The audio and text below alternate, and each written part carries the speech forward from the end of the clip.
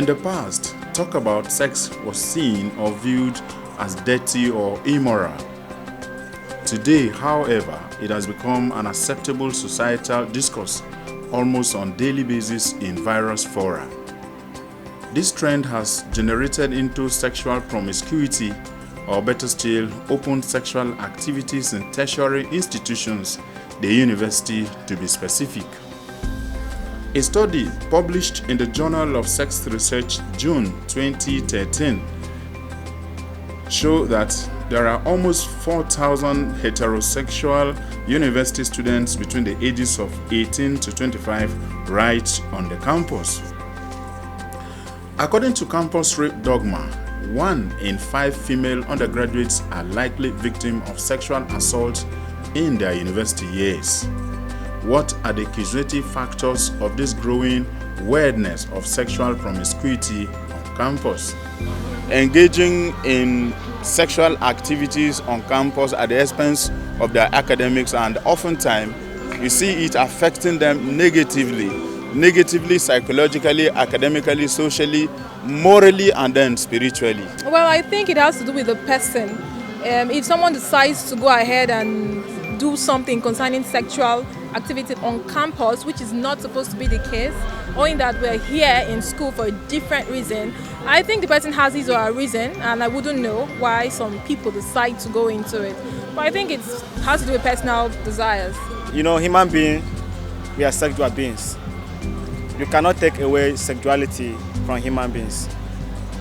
So it's a natural aspect of human beings to behave sexually towards the opposite sex. Most of these things is not that some individuals actually want to do it, but maybe because of money, to get money.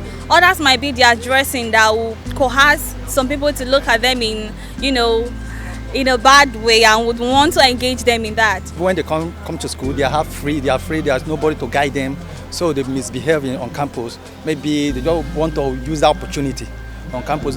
Some of them misbehave with their first experience of freedom, so they misuse their freedom on campus. It's just a feeling. Like the feeling can just come to you as a human being. Even biologists talk about feelings of sexual stuff like that. So it's just a feeling, it just come anytime. So sometimes, some people think it's misconduct, but it's how you think it, it's how you react to the feeling. It's either you go for it or you go against it. Some students are the ones who fed for themselves, who trained themselves in school. They see it as a business, as one of the easiest business they could engage in and get a cool cash and live a very good life in school. There are some that goes into it because of peer pressure. They want to belong. Because those ladies that are doing it, you see them appearing, living in a larger than midlife, living in a life that is not their standard, having phones and having dresses that are more expensive than they can afford. Most times we are moved by what we see. And you see, most times you come on campus here, the things you see are things that arouse sexual urge. You see a girl exposing her breast, and these are things that when you see, it does something to your body as a man. So I believe that one of the primary causes of this sexual behavior on campus is the indecent dressing. You mustn't give out your body to get good grades. If you study hard work pays. You must not involve yourself because the consequences there is even much higher than the grade you are fighting for.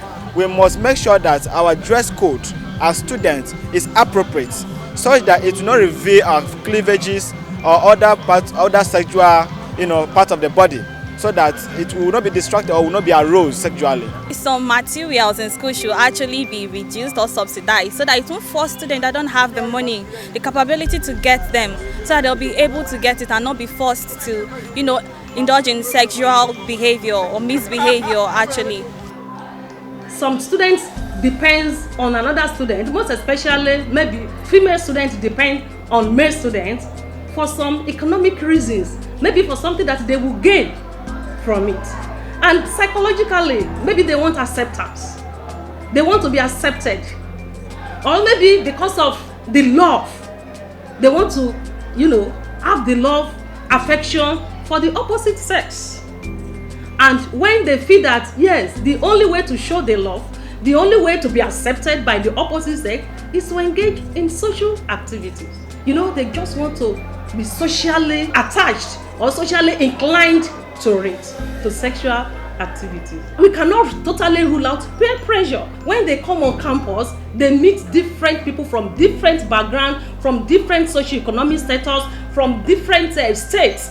And when they interact, they become peers, they become friends, they lure themselves into so many activities, even beyond sexual activities. As a clinical psychologist, we have been receiving cases, we have been seeing cases, and in our own profession, we have been trying as much as possible to manage them. In the first instance, when they are reported, and when we see cases like that, we'll bring them nearer to us. We have a clinic where we conduct assessment. We tend to know their family background. We tend to know their educational background. We tend to know so much about them and even the presenting problems. We tend to know the factors that predispose them to engage in these sexual activities at a level that is so severe. Because if it is still mild, we can still manage. If it is still moderate, we can still manage. But if it is severe, that is gone beyond abandoning classes, abandoning parents, abandoning homes, abandoning classes, even studies. We see some cases that they don't even come for exams. You know, we tend to say this has gone beyond our level. At that point, we make a referral. We draw the attention of the family members and we refer them to appropriate institutions, either for rehabilitation or either for further medication. It depends on the situation on ground. It depends on the level of the assessment that we conduct. Some, it could be predisposed by family. Some could be disposed by the university environment, the peer pressure.